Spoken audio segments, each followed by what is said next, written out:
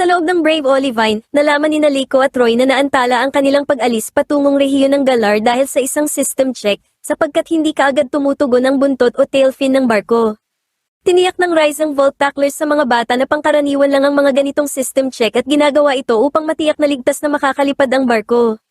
Habang hinihintay na mag-reboot ang sistema, na aabuti ng halos kalahating araw, magpapalipas muna ng oras ang team sa pamamagitan ng pagpipiknik sa labas, at maiiwan naman si Ludlow para bantayan ang airship.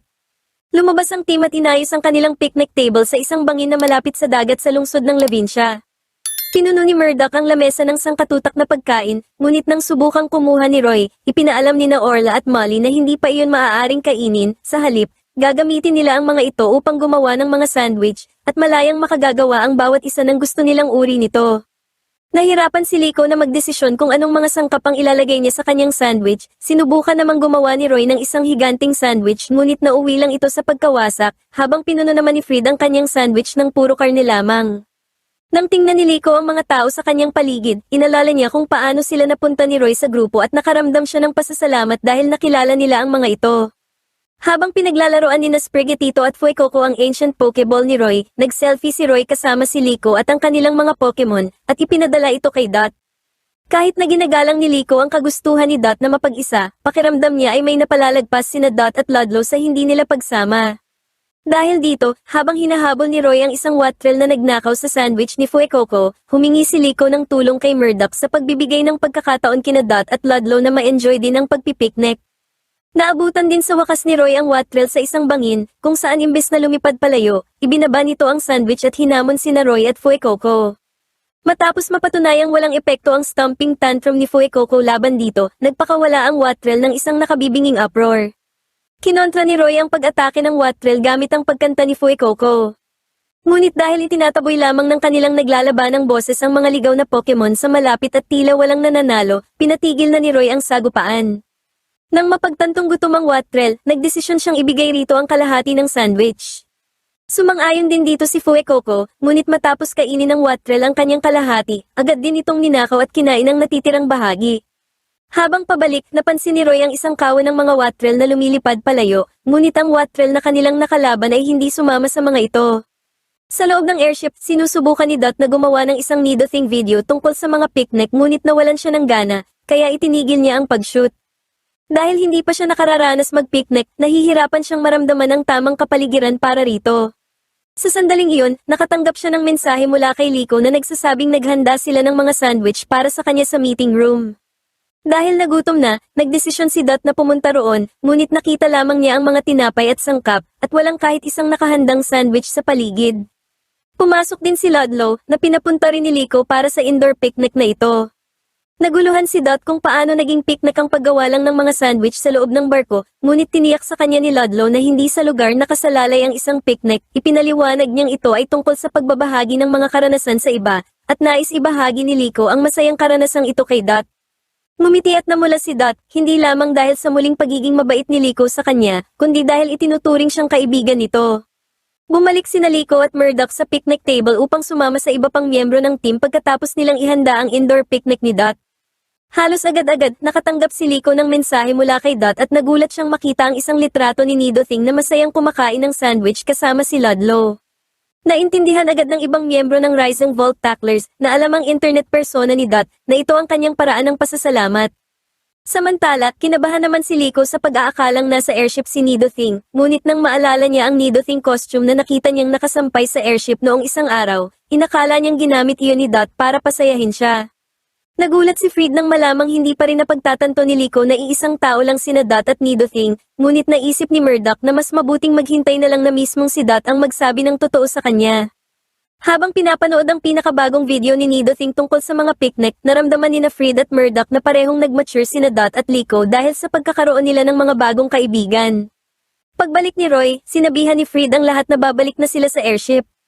Habang naglalakad, ikinwento ni Roy kay Liko ang nangyari sa kanya at sa Wattrel, ngunit bigla siyang napahinto. Dahil hindi niya maalis sa isip ang Wattrel, nagdesisyon siyang bumalik para kamustahin ito ulit.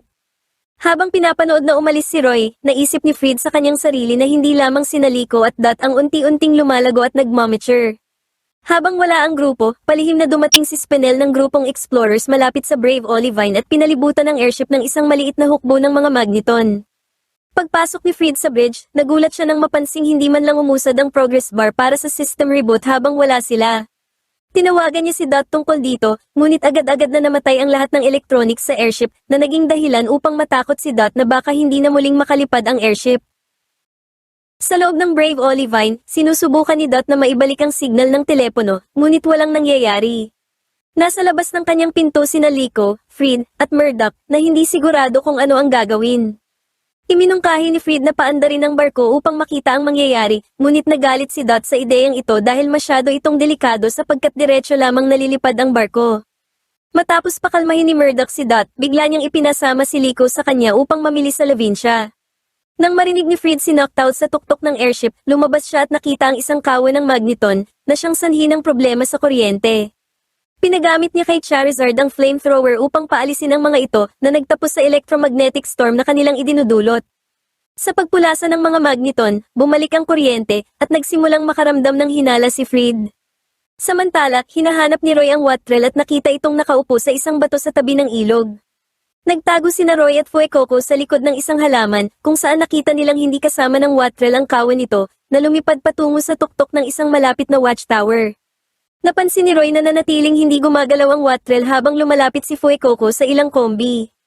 Ang presensya ni Fuecoco ay naging dahilan upang magambala at magpulasa ng mga ito na ikinagalit ng Vespiquen na kasama nila. Hinabol ng Vespiquen sina Roy, Fuecoco, at Wattrel hanggang sa naiwasan ng Wattrel na mahulog sa ilog, hindi tulad ng dalawa.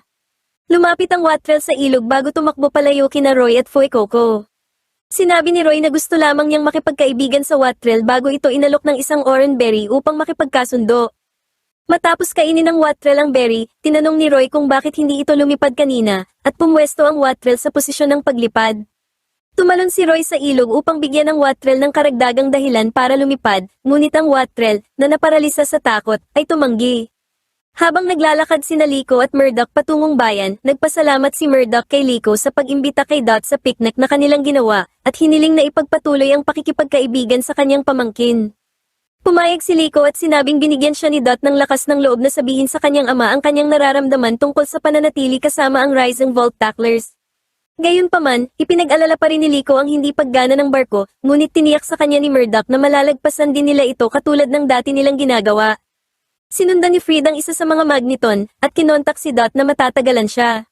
Habang nasa lungsod, bumili si Murdoch ng iba't ibang uri ng herba mystica at kumain ng ice cream kasama si Liko, na masayang nagpasalamat sa kanya dahil sa magandang oras. Isang baheem ang nakatitig sa kanila mula sa malayo bago nag-teleport palayo. Nakipagkita sina Liko at Murdoch kay Roy, na sinasanay ang Wattrel na talunin ang takot nito sa matataas sa pamamagitan ng pagsasagawa ng mga jumping drill, bagaman nahihirapan pa rin ito. Binigyan ni Roy ng lakas ng loob ang Wattrel, pati na rin ni Liko at Murdoch. Nagbigay ito sa Wattrel ng lakas ng loob na tumalon pababa, at nagulat ito na nagawa niya. Sinusundan pa rin ni Fried ang magneton patungo sa Lavinia at na-corner ito sa isang eskinita. Naambush siya nang biglang lumitaw ang baheem sa kanyang likuran, na gumamit ng Dark Pulse sa utos ni Spinel sa pamamagitan ng communicator sa gilid ng ulo nito. Akmang gagamit ang magneto ng Zap Cannon kaya inutusan ni Fried si Charizard na kontrahin ito ng flamethrower pero pinigilan itong gumalaw ng baheem gamit ang Psychic, kaya tinamaan ito. Tumingin sa paligid si Fried upang hanapin ang boses na nag-uutos sa dalawang Pokemon bago tinamaan si Charizard ng sunod-sunod na Electro Ball ng Magneton. Naghanda na si Spinel na tapusin ang laban gamit ang Meteor Beam ng baheem. Dahil walang ibang pagpipilian, nagdesisyon si Fried na ilabas ang kanyang Terra Orb at pinaterrestrialize si Charizard bilang isang Dark type na nagpahina sa epekto ng Meteor Beam dito at naging immune ito sa Psychic ng baheem.